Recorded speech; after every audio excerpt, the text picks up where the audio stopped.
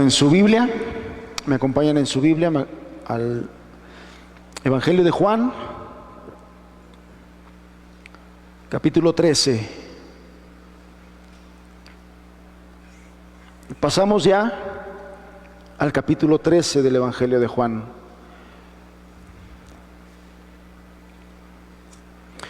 Y quiero decirle que si los primeros 12 capítulos nos han parecido muy nutritivos en el sentido espiritual, muy ricos en doctrina,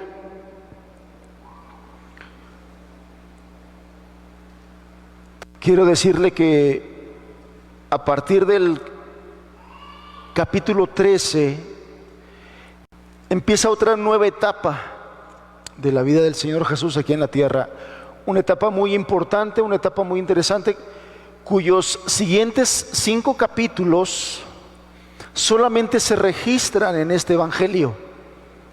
Los evangelios sinópticos, Mateo, Marcos y Lucas, no registran nada de lo que vamos a empezar a ver en los próximos 5 capítulos.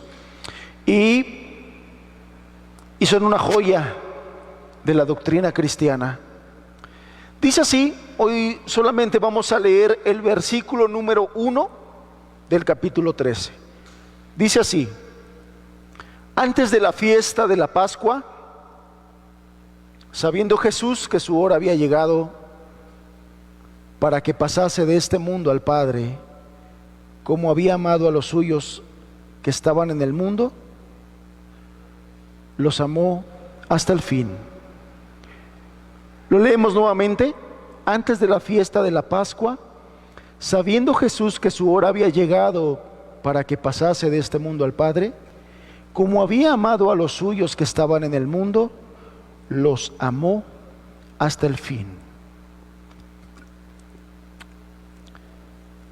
Quise ser muy sencillo en el título de esta enseñanza para que claramente se entendiera de qué vamos a hablar. Y bueno, vamos a hablar de esta segunda mitad del versículo 1.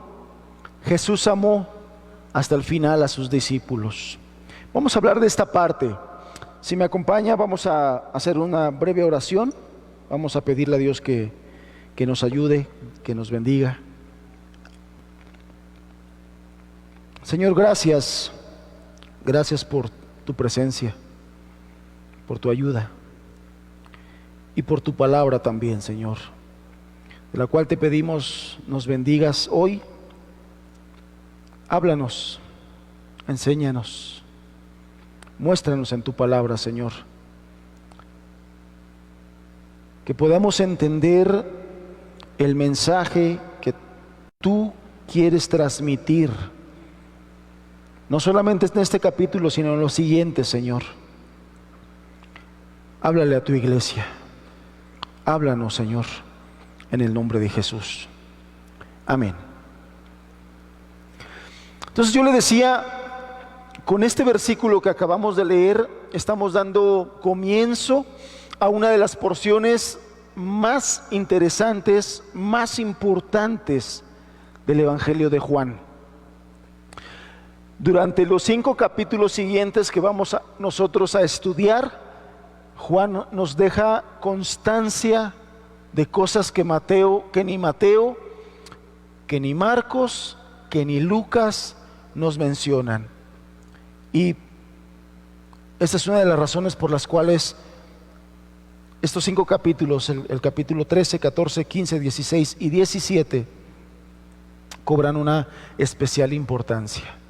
No, la verdad es que agradecidos estamos con Dios por todo lo que nos ha enseñado. Yo no sé, la mayoría de ustedes creo que nos han acompañado en este viaje que hemos hecho por el Evangelio de Juan, y particularmente ha sido para mi vida de mucha bendición, de mucha riqueza doctrinal, además muchas cosas que por muchos años de haber leído el Evangelio de Juan, entiendo cosas nuevas, he aprendido cosas nuevas, y de verdad agradecemos mucho a Dios que nos haya dejado estas porciones en la Escritura, que nos haya dejado estas palabras aquí en lo que vamos a estar nosotros estudiando. Porque a lo largo de todas las épocas, a lo largo de toda la historia del ser humano, el contenido de estos 5 capítulos han sido considerados con toda justicia una de las partes más valiosas de la Biblia, una de las partes más valiosas, más preciosas de las Sagradas Escrituras y del Evangelio. Estos 5 capítulos a lo largo de la historia han alimentado, han consolado, han fortalecido a todos los cristianos sinceros de toda la historia en todos los lugares. Y es necesario que nosotros abordemos estos temas con toda sinceridad de parte nuestra, de todo corazón, pero también con una especial reverencia por lo que el Señor Jesús va a comenzar a hablar. Estos versículos vemos el lado paciente de Dios hacia su pueblo. Vamos a notar, si usted recuerda la enseñanza de hace 8 días, hablamos acerca de la invitación final de Jesús hacia los hombres. Específicamente leímos ese pasaje donde le hizo la última invitación a ese pueblo judío, al pueblo de Israel. Y claramente dice en esos versículos, al final del versículo número 12, que después de eso Jesús se escondió de ellos. Es decir, que hace 8 días estudiamos la última parte del ministerio público, evangelístico, terrenal del Señor Jesús. A partir de ahí, Él ya no vuelve a hablar en tono evangelístico, ya no vuelve a predicarle a alguien acerca del Evangelio, acerca del reino de Dios, acerca de Él como el Mesías, como el Cristo. Ya no vuelve a hacer eso. A partir del capítulo 13 de este versículo 1, ya en otro momento, ya en otro lugar, y ya solamente con sus discípulos, Él empieza a dar enseñanzas sumamente importantes para sus discípulos. Se enfoca en su iglesia, en sus discípulos, y todas estas palabras que vamos a estar nosotros estudiando son dirigidos para con ellos. Leemos en el versículo, déjeme buscarlo en mi Biblia para tenerlo aquí, Juan 13, versículo 1 dice: antes de la fiesta de la Pascua, sabiendo Jesús que su hora había llegado para que pasase de este mundo, como había amado a los suyos que estaban en el mundo, los amó hasta el fin. Quiero hacerles notar que algunos capítulos más adelante, estos discípulos lo abandonaron. Se dan ahí, lo vamos a estudiar después, pero si usted ha leído el Evangelio de Juan, usted recordará que después de estar pasando un tiempo con sus discípulos, el Señor Jesús dice: ha llegado la hora, vamos ya. Y entonces Judas viene ya con algunos hombres para que lo aprendan, y en ese momento que lo apresan, sus discípulos se echan a correr. Literalmente se echan a correr y lo abandonan. Es en ese contexto y teniendo eso en mente lo que nos va a ayudar a entender esto que vamos a estudiar el día de hoy. Como había amado a los suyos que estaban en el mundo, los amó hasta el fin. ¿Y de quiénes estaba hablando? De aquellos hombres que lo abandonaron. Más adelante, minutos, horas más adelante, lo abandonaron. Y a pesar de saber, Jesús, a pesar de saber lo que estos hombres le iban a hacer, los amó hasta el fin.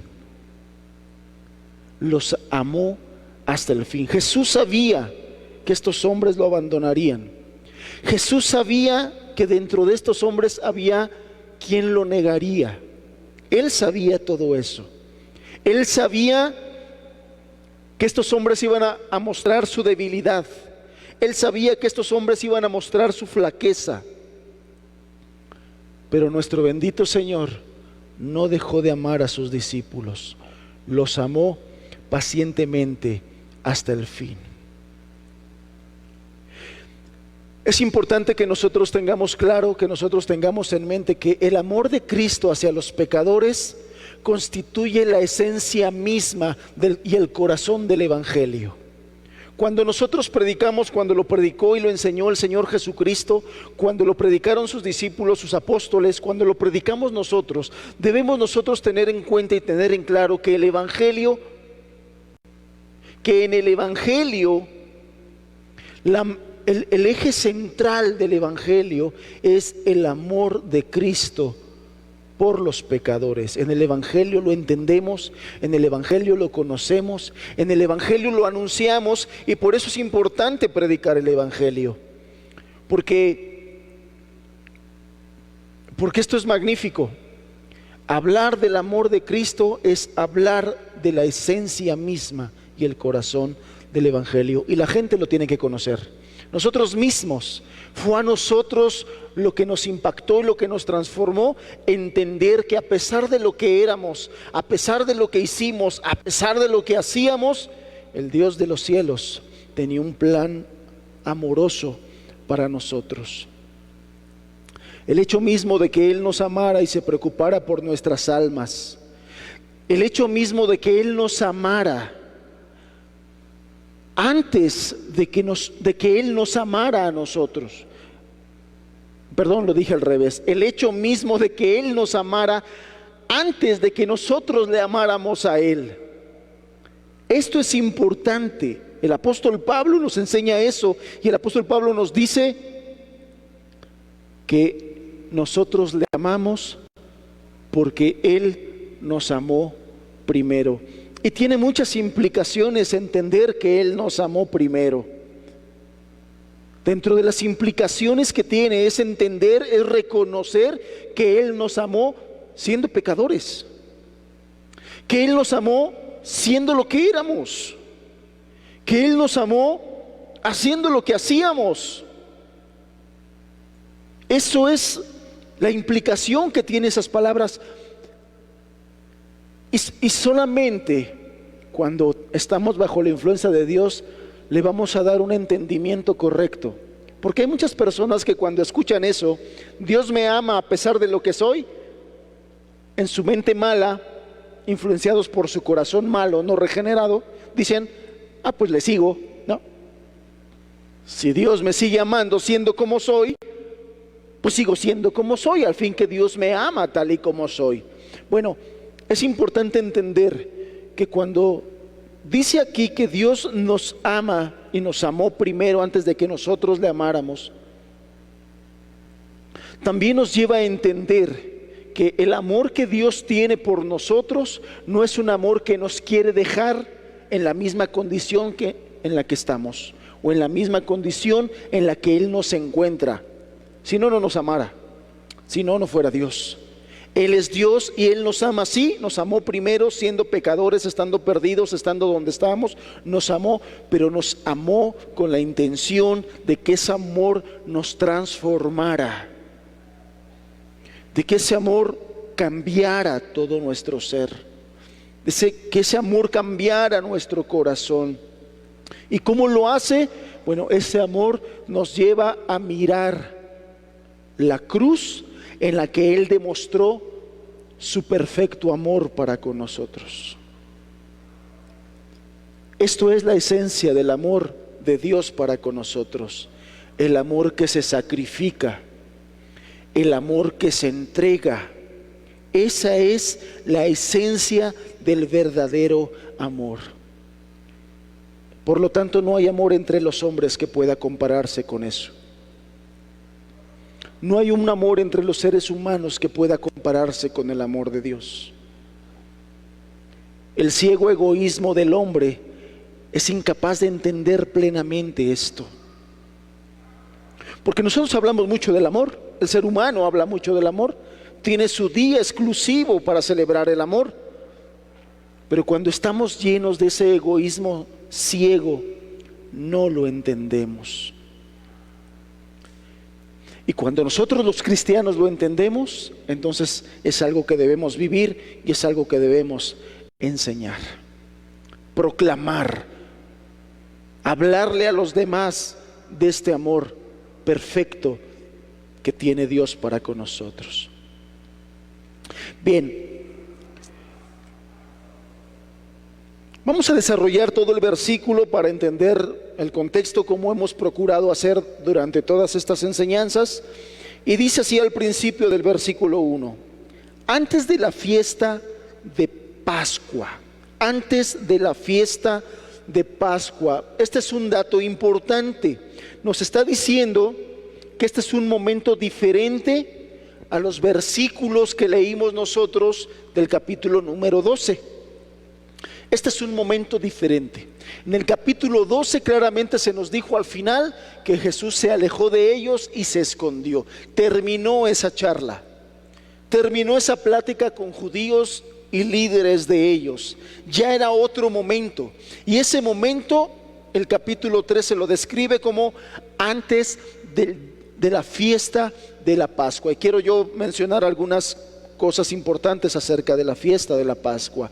La fiesta de la Pascua era el festival anual judío que conmemoraba la liberación divina de Israel de la esclavitud egipcia. Una de las fiestas más importantes, si no la más importante, una de las más importantes de la cultura judía. Repito, conmemoraban la liberación divina de Israel de la esclavitud egipcia. Este nombre de Pascua se deriva y hace alusión del ángel de la muerte que pasó sobre las casas de los hebreos y de los egipcios cuando mató a todos los primogénitos en aquel tiempo y en aquella ciudad. O sea, el nombre Pascua hace alusión a eso, al momento en que el ángel de la muerte pasó por aquella ciudad, por aquellos lugares, matando a todos los primogénitos en Éxodo capítulo número 12. Y específicamente hablando de este momento que estamos leyendo, de esta Pascua es la última Pascua con autorización divina, y esto lo quiero decir y lo menciono como algo importante precisamente por las cosas que nos encontramos hoy en día, donde hay grupos que quieren judaizar a las personas y les muestran muchos pasajes del Antiguo Testamento donde quieren convencerlos de que es necesario seguir guardando festividades judías. Bueno, en este momento, esta Pascua era la última Pascua que los discípulos iban a celebrar de esa misma forma y de esa misma manera.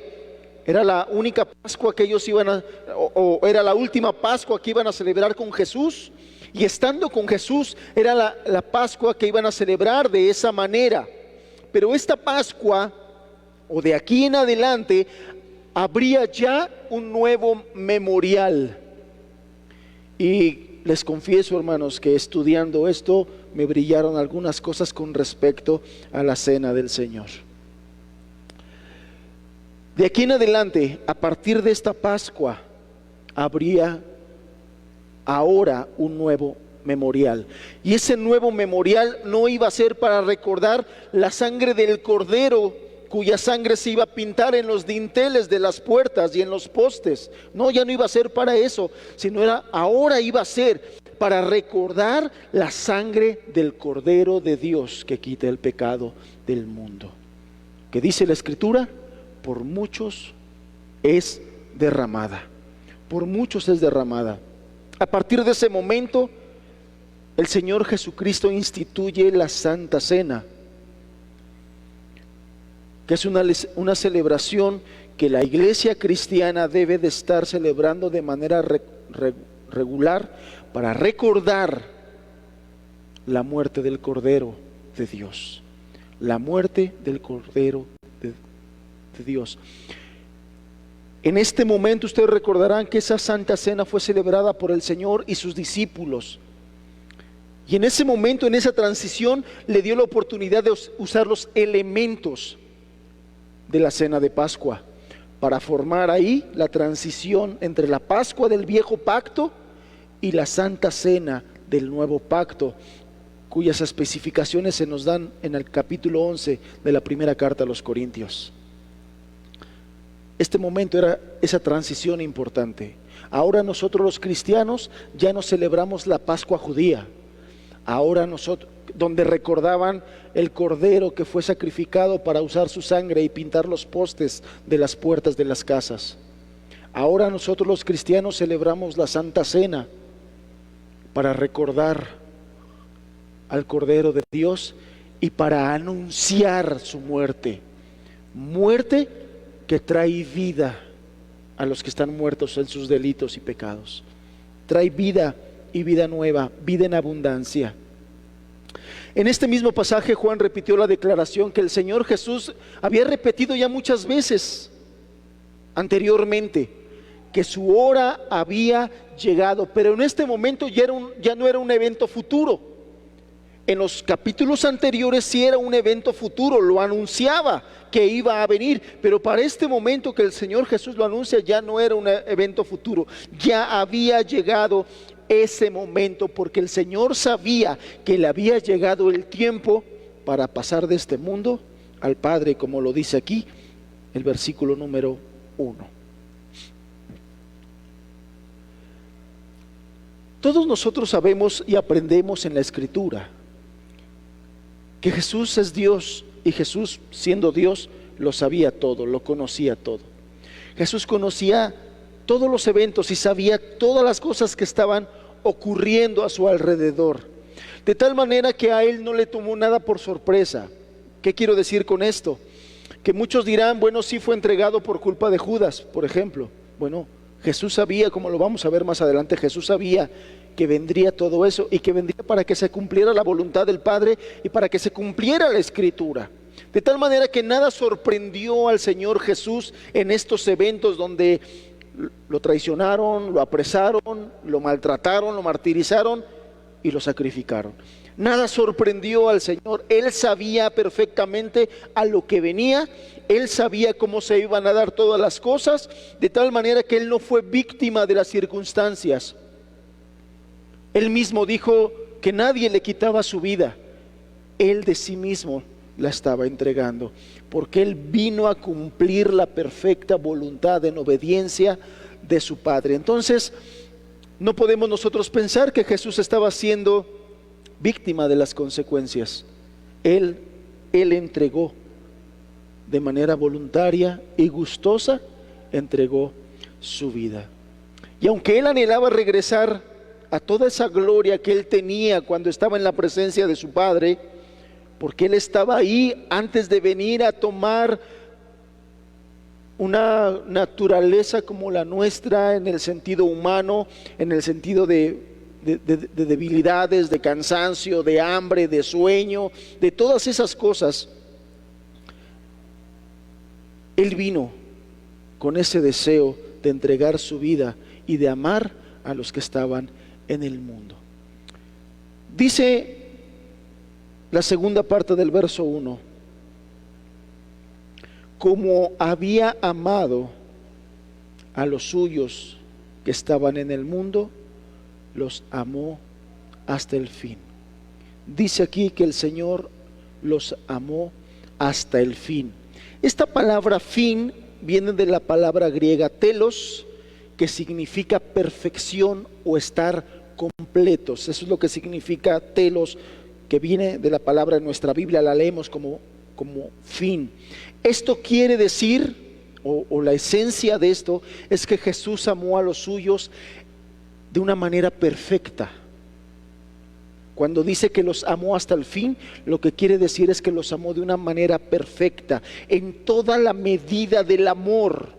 Que el amor de Dios con el que amó a sus discípulos fue un amor perfecto. ¿Y qué quiere decir esto? Bueno, hay un sentido en el que Dios ama al mundo. Todos conocemos el pasaje de Juan 3:16, inclusive lo estudiamos, ¿no? Juan 3:16 dice que Dios amó de tal manera al mundo que dio a su Hijo para que todo aquel que en él cree no se pierda, mas tenga vida eterna. Bueno, el amor que Dios tiene por los pecadores del mundo es un amor grande, sublime, pero que definitivamente es un amor diferente al amor que Dios tiene ya por sus hijos y por su pueblo. Dios ama, como lo dice Juan 3:16, de tal manera amó Dios al mundo. Y si ya la expresión de tal manera nos habla de algo especial, hace ratito lo decíamos, nos amó siendo como éramos, nos amó estando donde estábamos, en la condición más perdida, en la condición más corrompida y depravada. Nos amó de tal manera, es la expresión de Juan 3:16, que ya nos habla de un amor especial.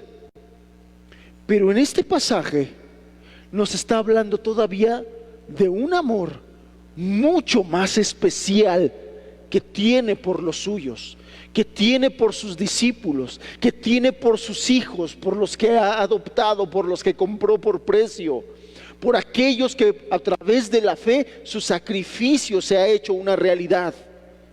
Habla de un amor especial, un amor por los suyos, un amor perfecto, un amor eterno, un amor redentor. O tal como lo dice el apóstol Pablo y en el capítulo 3 de Efesios, un amor que excede todo conocimiento. Un amor que excede todo conocimiento. Entonces,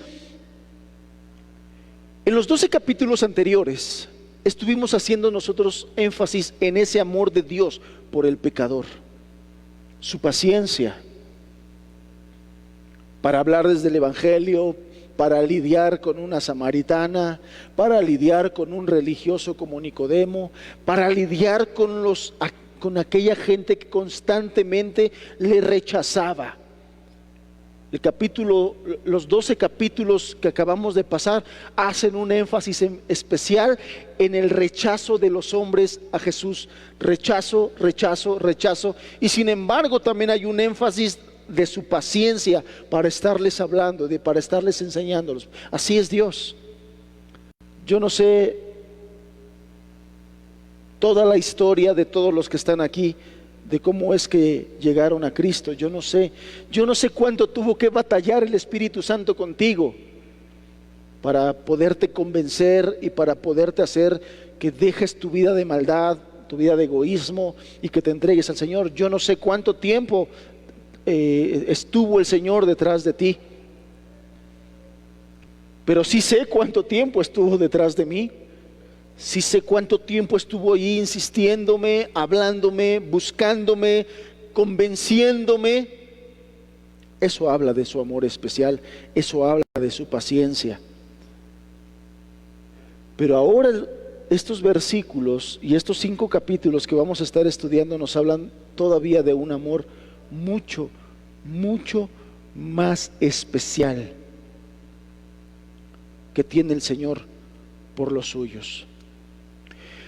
Si bien es cierto que nosotros no pensamos mucho en estas cosas que yo le acabo de mencionar, el amor de Cristo, el amor que Cristo tiene por sus hijos, el amor que Cristo tiene por sus redimidos, no tiene nada absolutamente que envidiarle al amor que tiene por los no redimidos. Es un amor muy especial, un amor muy especial. Y yo quiero que hoy nos enfoquemos, quiero enfocarle esta enseñanza a describirle este amor de Cristo por los suyos, por sus hijos, por su iglesia. Leo nuevamente esta segunda parte del versículo. Dice: como había amado a los suyos que estaban en el mundo, los amó hasta el fin. En nuestros días, yo le decía, nuestra sociedad habla mucho del amor. Y creo que en estos tiempos más recientemente todavía se ha incrementado el concepto del amor en el pensamiento relativo de la gente. Bueno, ya llegaron a distorsionar tanto el tema del amor, que bueno, ya hay quienes hablan de que amor es amor y no importa entre quién se dé, ¿no? ¿Sí han escuchado eso? Antes, bueno, nosotros cuando hablamos del orden de Dios, hablamos del amor dentro del matrimonio, un matrimonio hecho por un hombre y una mujer. Pero el día de hoy hay grupos homosexuales que han tomado ese concepto y dicen amor es amor y no importa con quién, si mujeres con mujeres, hombres con hombres, adultos con niños, personas con animales. Está tan distorsionado todo este concepto del amor y por eso es importante que nosotros hablemos de ello. Todo en nuestra sociedad habla supuestamente de ese amor, las películas románticas, las series televisivas, canciones populares, novelas baratas, el internet, el entretenimiento, las conversaciones diarias, programas televisivos, páginas de internet que inclusive dan consejos a gente despechada porque fallaron en el amor. Y sin embargo, a pesar de hablar tanto sobre el amor, el mundo entiende poco de lo que en realidad se trata. El mundo entiende poco porque la versión moderna del amor es descaradamente narcisista, egoísta, totalmente enfocada en el yo, desvergonzadamente manipuladora.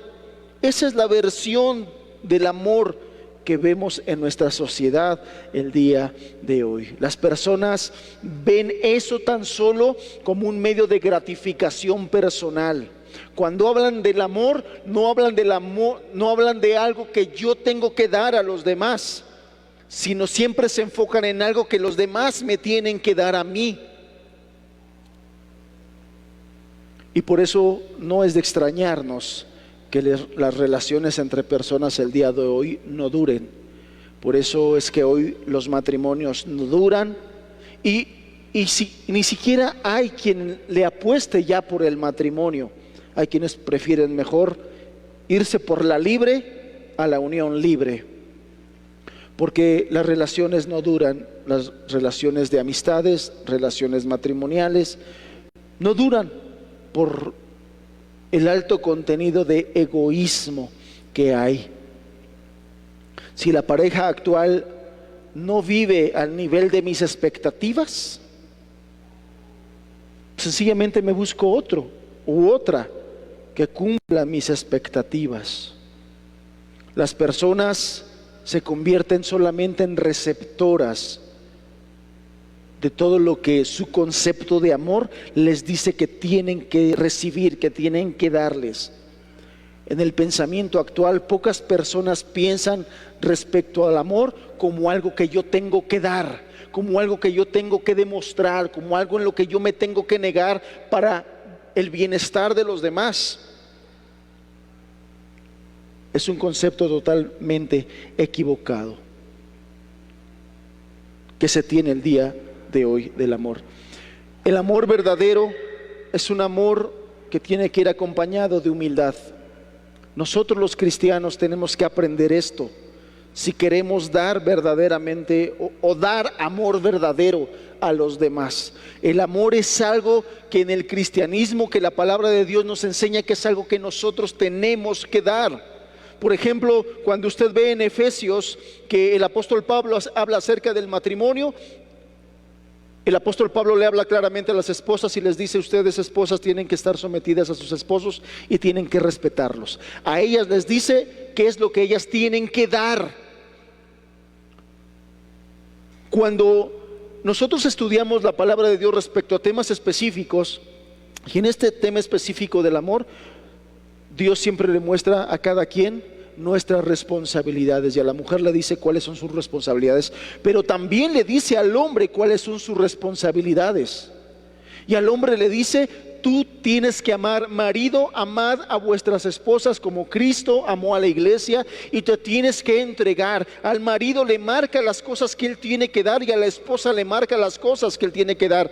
Pero el día de hoy en nuestra sociedad, cada uno de nosotros estamos pendientes de las cosas que nos tienen que dar. Si sabemos doctrina, aprendemos que las esposas nos tienen que dar respeto y sumisión. Y de eso estamos muy pendientes. Si la mujer aprende doctrina, aprende que el hombre tiene que amarla como Cristo amó a la iglesia y tiene que tratarla como vaso más frágil, y de eso está muy pendiente. La realidad es, en el verdadero amor, que yo tengo que estar pendiente de lo que Dios me demanda a mí, y que la esposa tiene que estar pendiente de lo que Dios le demanda a ella. Y así en cualquier tipo de relación, los padres tienen que estar pendientes de lo que Dios les manda a ellos respecto de sus hijos, y los hijos tienen que estar pendientes de lo que Dios les manda a ellos respecto de sus padres. El amor tiene que ver con esa humildad para hacer y obedecer lo que Dios nos manda. En contraste con este amor egocéntrico que encontramos el día de hoy en nuestra sociedad, la Biblia nos enseña que la esencia del amor es el sacrificio personal. La Biblia nos enseña que para dar verdadero amor tenemos que sacrificarnos, que en lugar de derribar a los demás, el amor bíblico nos enseña a edificar, que en lugar de procurar el bien propio, nosotros debemos procurar el bien y el interés de los demás, que en lugar de buscar y satisfacer nuestras necesidades, debemos ahora de buscar satisfacer las necesidades de los demás. Amados, ¿cuánto nosotros tenemos que aprender del amor que el Señor nos ha dado a cada uno de nosotros?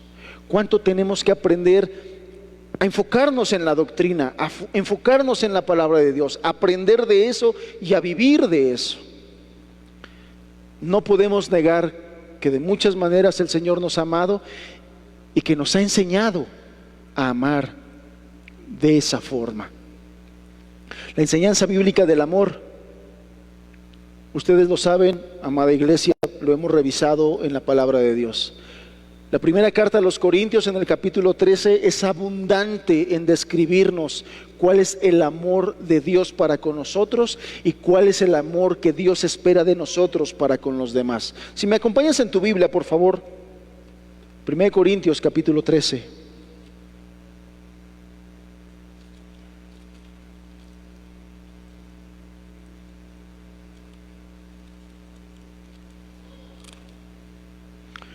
Primera de Corintios capítulo 13, vamos a leer del versículo 4 al versículo 8. Es más, vamos a leerlo del versículo 1 para que veamos qué nos habla desde ahí. Dice capítulo 13, 1 Corintios, versículo 1. Si yo hablase lenguas humanas y angélicas y no tengo amor, vengo a ser como metal que resuena, como címbalo que retiñe. Y si tuviese profecía y entendiese todos los misterios y toda ciencia, y si tuviere toda la fe de tal manera que trasladase los montes y no tengo amor, nada soy. Y si repartiese todos mis bienes para dar de comer a los pobres, y si entregase mi cuerpo para ser quemado y no tengo amor, de nada me sirve. El amor es sufrido, es benigno. El amor no tiene envidia.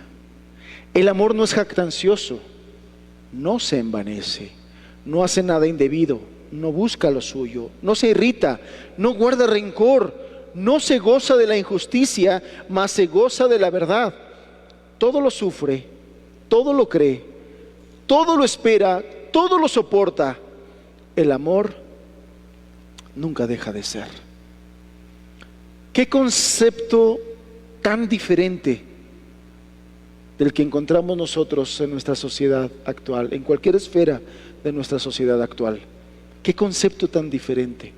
Donde nuestra sociedad es a mí, a mí, a mí, a mí.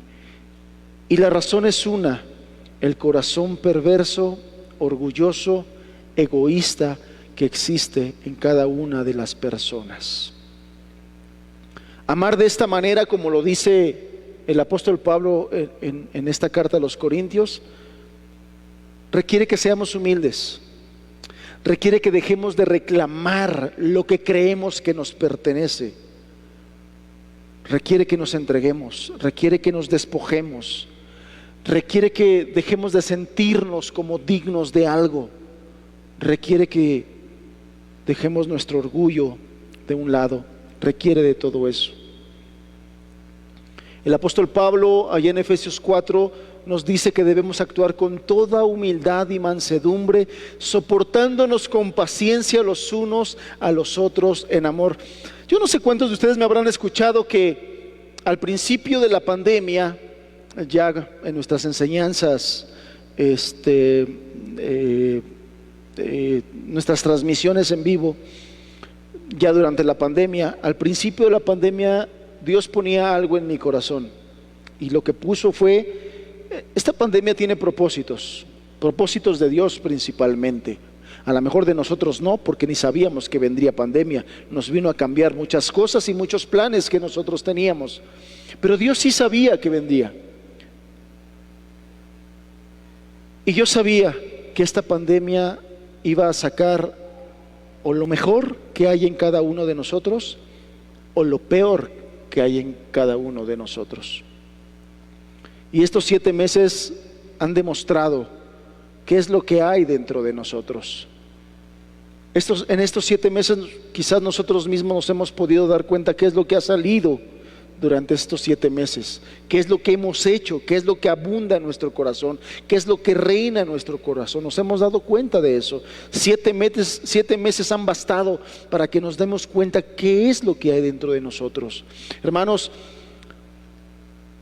Y Dios quiere que nosotros aprendamos este camino del amor. Y bueno, valdría la pena que nosotros comparáramos los frutos que hemos dado durante estos 7 meses de pandemia o de encierro con lo que Dios quiere que nosotros demos en nuestra vida en pareja, en nuestra vida de matrimonio, en nuestro papel como padres, en el papel de nuestros hijos como hijos, en nuestro papel como cristianos, como vecinos, como familia, como miembros de una iglesia. ¿Qué papel hemos llevado? ¿Qué papel hemos desempeñado durante estos 7 meses? Lo cierto es que la humildad y no el orgullo es la marca de la grandeza verdadera que trae bendición de Dios.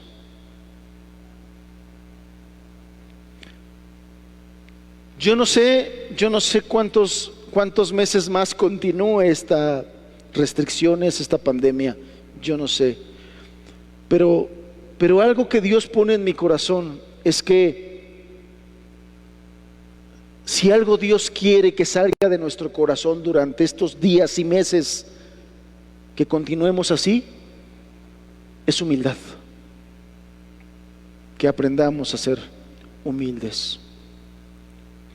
1 Corintios 13 es la descripción suprema del amor. Y el Señor Jesucristo es el ejemplo supremo de este amor. Él vino a enseñarnos este amor, hermanos. Él vino a modelar este amor delante de nosotros. Y vamos a hacer muy bien nosotros en poner atención a todas estas cosas, traerlo a nuestra mente, verlo en la Escritura, sí, ver en la Escritura de qué manera el Señor Jesús amó a sus discípulos, pero después pasar todo eso a nuestra vida y ver de qué manera Dios nos ha amado a cada uno de nosotros. Allá en Efesios capítulo 5,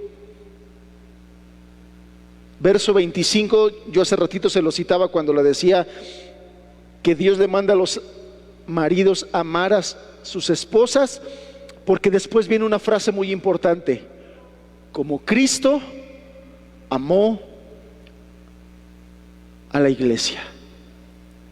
Como Cristo amó y se entregó a sí mismo por nosotros como ofrenda y sacrificio a Dios en olor fragante. Esto es una realidad. El Señor ha amado a su iglesia desde aquel momento y desde aquel tiempo.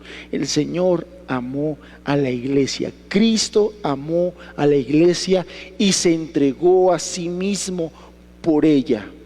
Allí en Juan, en la primera carta de Juan, capítulo 3, dice: en esto hemos conocido el amor, en que Él dio su vida por nosotros.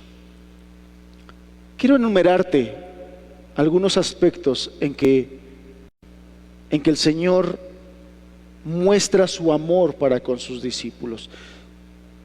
Si me acompañas por ejemplo aquí a Juan capítulo 14,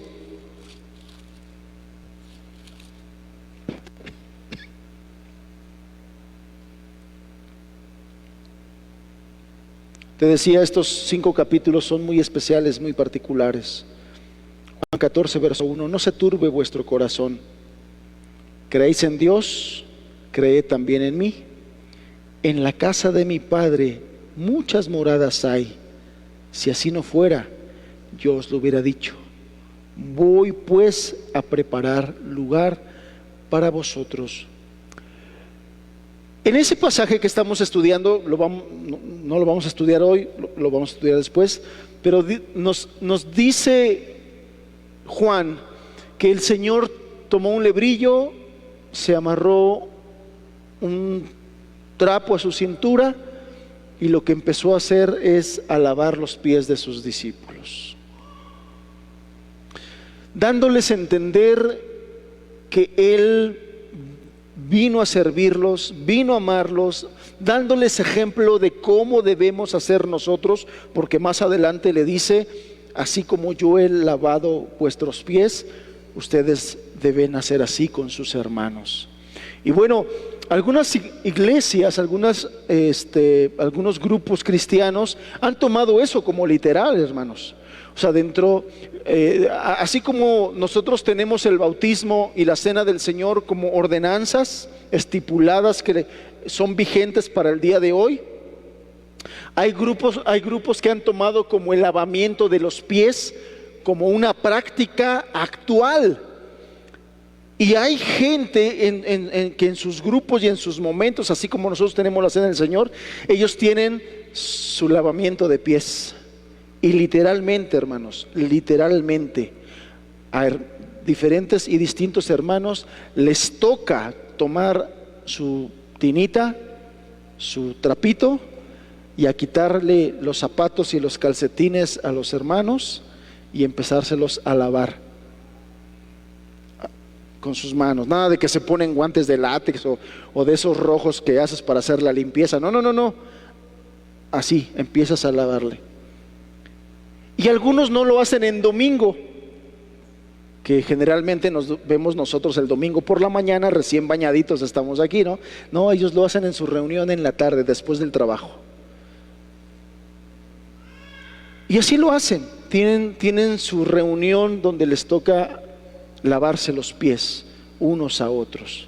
Y bueno, yo no sé, aquí nosotros no lo hacemos, no sé a cuántos ustedes les ha tocado hacer eso con sus hermanos, pero hermanos, a lo mejor nos reímos así como que hacemos caritas y como decimos, bueno, pues a ver cuándo, ¿no? Como algo muy lejano, como que no nos animamos, pero es algo que el Señor Jesús nos mandó. A lo mejor no propiamente, porque así lo entendemos nosotros, que no era propiamente lavarle los pies, era un acto de servicio y de amor humilde.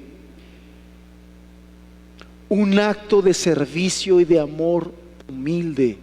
Si lo quieres entender así, no era propiamente un mandato literal del Señor diciendo lávale los pies a tus hermanos, pero sí era un asunto de con humildad, porque lavarle los pies a los demás implicaba humildad. Con humildad sirve a tus hermanos, con humildad ayuda y ama a tus hermanos. Bueno, yo les decía, dentro de esas formas en que el Señor Jesús demostró su amor, y ahí hizo uno tan práctico como este que les estoy narrando o recordando, porque quien lo narra es la Escritura, Hay varias formas, y una de esas formas en que el Señor demuestra su amor para con los suyos es dirigir su mente, su pensamiento y su corazón a las cosas eternas. ¿Y cuánto necesitamos nosotros el día de hoy, en momentos tan trágicos como este, en momentos tan delicados como este, donde escuchas tantas voces que te sugieren acerca de esta pandemia y de este virus y te dicen qué cosa es, que es una conspiración, que es el gobierno, que son las naciones, que es el orden mundial, que te dicen tantas cosas y que nosotros estamos tan imposibilitados para saber cuál es la verdad principal? ¿Qué es lo mejor que podemos hacer? Que el Espíritu Santo venga y nos lleve a dejar de vivir y dejar de estar en este asunto terrenal. Cuando digo dejar de vivir, no estoy hablando de otra cosa más que nuestras prioridades, nuestros pensamientos, todo esté enfocado a que ya no somos de esta tierra, a que un día nuestro Señor va a venir por nosotros y nos va a llevar con Él a nuestra tierra natal, a nuestra verdadera nación. Y entonces el Señor constantemente estaba hablando con ellos. En este momento en el que Él estaba solamente con sus discípulos y ya no estaba evangelizando a los demás, sino que era un momento meramente pastoral, una de las cosas que hizo es: no te preocupes, en la casa de mi Padre muchas moradas hay. Yo he ido a preparar morada para vosotros. Yo he ido a preparar morada para vosotros. Demostrándonos ahí que su amor no se limita a este lugar, que su amor no se limita a lo que hace por nosotros en este lugar, que su amor no se limita a que nos ha alimentado, nos ha procurado, nos ha cuidado, sino va mucho más allá, a la esperanza que nosotros tenemos en el cielo. A la esperanza que tenemos en el cielo. Versículo 12 de este capítulo 14 dice: de cierto os digo, el que en mí cree, las obras que yo hago, él las hará también, y aún mayores hará, porque yo voy al Padre. En ese momento a sus discípulos les estaban encargando una encomienda. Ellos iban a ser aquellos que seguirían adelante con su obra y con su ministerio. Y bueno, lo que les estaba diciendo aquí es: no los voy a dejar solos. Yo les voy a dar y les voy a capacitar en lo que necesiten para que puedan hacer esta obra. Y de la misma manera, hermanos, de la misma manera nosotros podemos confiar que las cosas que Él nos ha encomendado, que las cosas que tenemos que hacer, Él nos va a capacitar. Hace un ratito le decía lo importante de vivir con humildad, de servir con humildad. Y a lo mejor nos vemos a nosotros mismos y decimos: ¿cuánto me falta? ¿Cuánto me falta para vivir de esa manera y en esa humildad? Bueno, lo que está diciendo aquí el Señor y lo que les dice el Señor es: no estás solo, esta obra no es tuya, yo te voy a capacitar. De tal manera que aquí les decía: las obras que yo hice, tú también las harás. Tú las harás también. Podemos esperar y podemos confiar que Dios nos va a capacitar, hermanos. Podemos confiar y podemos esperar que en las cosas que queremos nosotros hacer para Dios, podemos contar en Él. Él nos va a ayudar, Él nos va a bendecir. Versículo 13 y 14 del mismo capítulo 14. Y todo lo que pidieres al Padre en mi nombre, lo haré, para que el Padre sea glorificado en el Hijo. Si algo pidieres en mi nombre, yo lo haré. Si algo pidieres en mi nombre, yo lo haré. ¿Qué estaba aquí el Señor diciendo en estos versículos? Prometiéndoles, asegurándoles la provisión de sus necesidades. Fíjense, este versículo o esta enseñanza de hoy no la escogí yo de manera especial para un día especial como hoy, donde nos estamos reuniendo y de manera presencial estamos teniendo ya. No lo escogí así. Sin embargo, me sorprendo al ver cómo este versículo habla de tantas cosas que son tan importantes y que nos bendicen entender cómo en medio de esta situación en la que estamos viviendo, donde definitivamente hay una crisis, donde definitivamente mucha gente, no poca, está cayendo en depresiones, en ansiedades, y cuestiones clínicas, literalmente muchas personas están optando por el suicidio en estos tiempos, por todas las cosas tan terribles que se están derivando de la pandemia, suicidios de adolescentes por tanta presión que tienen en las escuelas, por las clases en línea. Bueno, el asunto no es ajeno a ninguno de nosotros, estamos viviendo en eso, pero qué reconfortante es a nuestra vida leer de qué manera nos ha amado el Señor, de qué manera nos ama el Señor y de qué manera está pendiente de nosotros y de su pueblo, que le dice aquí, versos 13 y 14, dice: y todo lo que pidieres al Padre en mi nombre lo haré, para que el Padre sea glorificado en el Hijo. Si algo pidieres en mi nombre, yo lo haré. El Señor está garantizando que Él estaría pendiente de nuestras necesidades. Que Él estaría pendiente de nuestras necesidades. Yo los veo, los observo, pero de algunos de ustedes, yo no sé cómo están pasando esta pandemia. Yo no sé cómo está su situación económica, financiera, después de 7 meses de pandemia. No lo sé. Pero ¿sabes qué? El Señor sí sabe. El Señor sí sabe cómo estás. El Señor está pendiente de eso. Y el Señor ha prometido que si tú le pides al Padre en su nombre, Él lo hará. Cuando hablábamos de la oración, hermanos, hablábamos de que a veces nos faltan tantas cosas sencillamente porque no pedimos, porque no nos acercamos con confianza a Dios. Santiago dice: no tenéis porque no pedís. Y cuando pedimos, pedimos mal. Pero aquí el Señor ha prometido que Él estaría pendiente de todas nuestras necesidades. Y yo te quiero hoy animar a eso.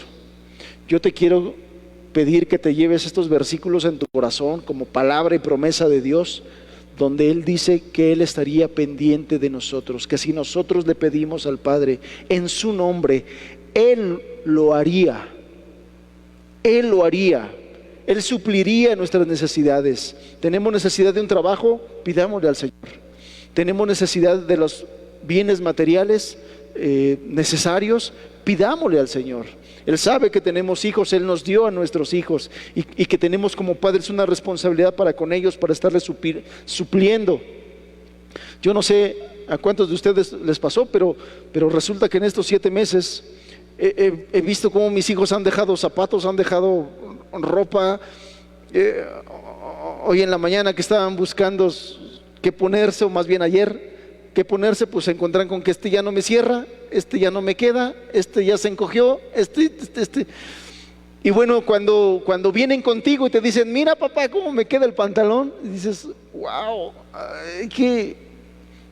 y eso como padre que tienes una responsabilidad, dice: Señor, ayúdame, porque tengo una responsabilidad como padre, porque tengo que suplir a mi familia, porque tengo que suplir a mis hijos, porque tengo que suplir a mi esposa. Y el Señor dice: si le pides al Padre en mi nombre, yo lo haré. Y es importante notar, si algo, dice el verso 14, si algo pidieres en mi nombre, yo lo haré.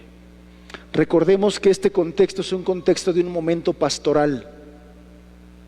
El pastor de estos discípulos estaba ahí hablando con ellos, diciéndole: no te preocupes, no te preocupes, solamente pide al Padre en mi nombre y yo lo haré.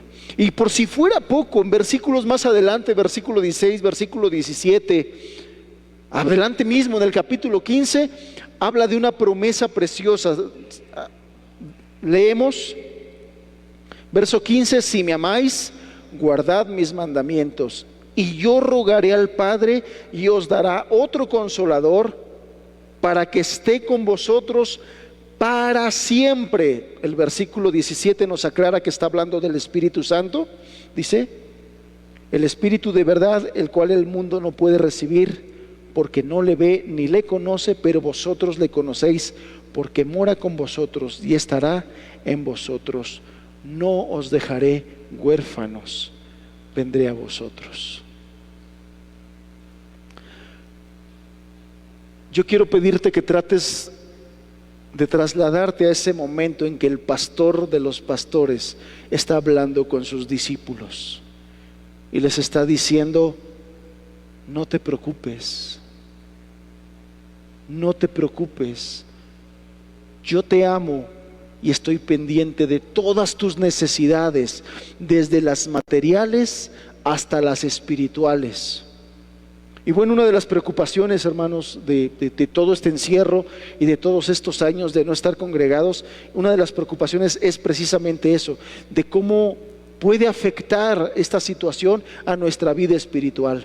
Si es cierto que Dios ha estado presente, si es cierto que Dios ha estado pendiente de nosotros, sin embargo somos humanos y podemos nosotros divagar y podemos distraernos y podemos caer en ociosidades, caer en muchas cosas que nos dispersen de las prioridades espirituales. Y una de las cosas que le está prometiendo aquí el Señor a sus discípulos es la presencia del Espíritu Santo, el ayudador, el consolador, el abogado, cada día en la vida de ellos, cada día en la vida de ellos. Y por si fuera esto poco, en el versículo 26 de este mismo capítulo dice: mas el Consolador, el Espíritu Santo, a quien el Padre enviará en mi nombre, Él os enseñará todas las cosas y os recordará todo lo que yo os he dicho. ¿A qué te suena esto? A mí me suena a la Biblia, me suena a la palabra de Dios. El Señor se estaba refiriendo que el Espíritu Santo nos iba a recordar todas las cosas, nos iba a enseñar todas las cosas. Pero los que hemos aprendido de cómo opera Dios, cómo obra Dios, bueno, generalmente Dios obra enseñando a las personas a través de su palabra. Dios, como Dios, puede utilizar cualquier forma para enseñar, porque para Él no hay nada imposible. Como Dios, Él puede hacer cualquier cosa, pero la manera general en la que Él opera, en la que Él trabaja para enseñarnos, es a través de su palabra. Y lo que está aquí diciéndoles a sus discípulos es que su palabra, respaldada por su Espíritu, iba a estar ahí constantemente para recordarles todas las cosas. Dice el verso 26: el Espíritu Santo, a quien el Padre enviará en mi nombre, Él os enseñará todas las cosas y os recordará todo lo que yo os he dicho. Lo que no sabemos nos lo va a enseñar, y lo que ya sabemos nos lo va a recordar. Todas estas cosas son promesas de Dios para un momento de estos discípulos de crisis. Yo quiero decirte que en la mente de algunos de ellos todavía no entendían perfectamente el plan, todavía no entendían las cosas muy claramente, todavía no entendían eso de cómo es que me voy y cómo es que no puedes ir donde yo voy. ¿Cómo es eso? Para ellos era un momento de crisis. Su líder les estaba diciendo que ya no iba a estar más con ellos. Y además les estaba dejando en un momento donde todo el pueblo y los líderes judíos ya estaban en contra de ellos. Estaban en un momento de crisis. Y en un momento de crisis el Señor les recuerda todas estas cosas y les da todas estas promesas. Es una forma de demostrarles el amor que Él tenía para con ellos. Yo te recuerdo lo que significa el verso 1 que leímos: los amó de manera perfecta. Y dentro de la manera perfecta que les amó es, sí, derramando su sangre por ellos, que ya lo estudiamos y lo vamos a seguir estudiando porque nos acercamos a esa escritura, a ese momento. Pero aparte, todas estas cosas que te estoy enumerando, que en tiempos de pandemia, hermanos, que en tiempos de pandemia, yo no sé a qué te suenan a ti, pero vienen a refrescar el alma. Les aseguró esperanza en el cielo, les garantizó poder para el ministerio y las cosas que iban a hacer, capacitarlos, les garantizó provisión para sus necesidades, les garantizó la presencia del Espíritu Santo en ellos, les garantizó que iba a estar Él presente como a través del Espíritu para estarles hablando y enseñando a través de la palabra de Dios. Y por si fuera poco, el verso 27 dice: la paz os dejo, la paz os doy. Pareciera que el Señor está enviando una palabra para los cristianos en tiempos de pandemia, ¿o no? Pareciera que el Señor está enviando una palabra para cristianos en tiempos de pandemia. No temas, no dudes, hay esperanza. Aún no hemos llegado al lugar donde vamos a llegar. En las cosas que tendremos que hacer aquí, Él va a suplir las necesidades, Él nos va a capacitar para las cosas que tenemos que hacer. Él ha enviado al Consolador, al Ayudador, al Espíritu Santo. Nos ha dejado su palabra y nos ha dejado esa paz como el mundo no la da. Y el verso 11 del capítulo 15 dice: estas cosas os he hablado para que mi gozo esté en vosotros y vuestro gozo sea cumplido. ¿Seremos capaces, hermanos, de pasar estos tiempos de pandemia en gozo, en paz? ¿O nos dejaremos atribular como se está atribulando la mayor parte de las personas?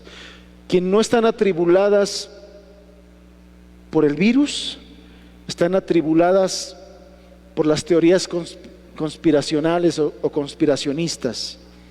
El gobierno nos quiere hacer esto, el orden mundial nos quiere hacer esto.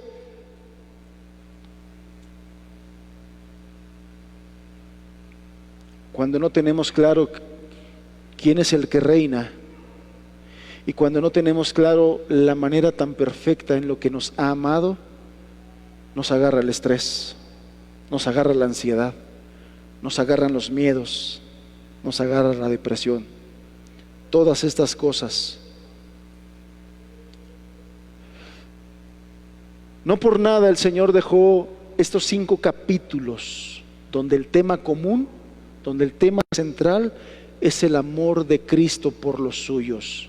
Y apenas vamos a iniciar, apenas vamos al primer versículo de estos siguientes capítulos. Yo te pido que estés orando por ellos, para que Dios nos dé la gracia para poder exponerlos y para poder ser bendecidos a través de estos 5 capítulos como Él nos ha animado, pero de manera muy particular en estos 5 capítulos, porque en estos 5 capítulos el Señor Jesús se centró en los suyos. El Señor Jesús se centró en sus discípulos, se centró en sus hijos.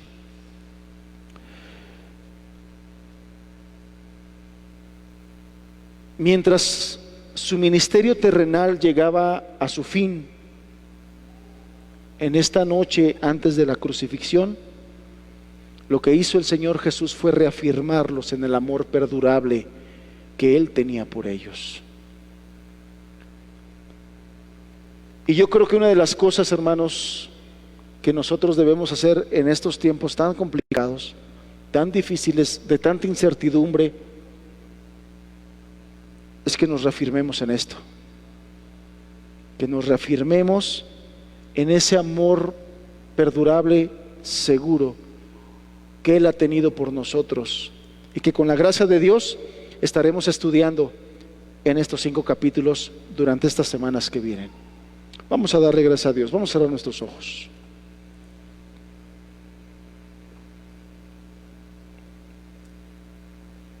Padre,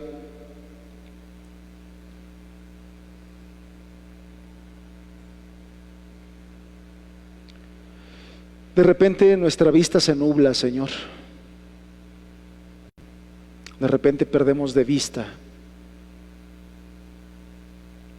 De repente no te escuchamos o te sentimos lejos. Pero tu amor no cambia. Tu gracia no cambia. Por lo tanto, qué importante es a vivir nuestra vida cristiana no por sentimientos, no por sensaciones ni emociones, Señor,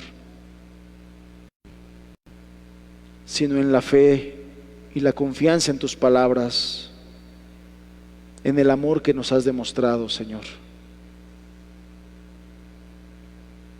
Me has amado de manera perfecta y no lo puedo negar. Me has amado de manera perfecta y no lo puedo negar. Gracias, Señor. Gracias por tu palabra. Gracias por tu amor y gracias porque a través de tu palabra podemos aprender todas esas distintas formas en que perfectamente nos has amado. Yo te pido tu ayuda y tu gracia, Señor. Danos tu ayuda y tu gracia para estas semanas que vienen, para estos capítulos que vienen de estudio. Señor, que tu palabra resplandezca delante de nosotros, que tu palabra brille delante de nosotros, que tu palabra venga a alimentarnos, Señor, a tu iglesia venga a alimentarnos. En el nombre de Jesús te lo pedimos. En el nombre de Jesús te lo pedimos. Amén, Señor.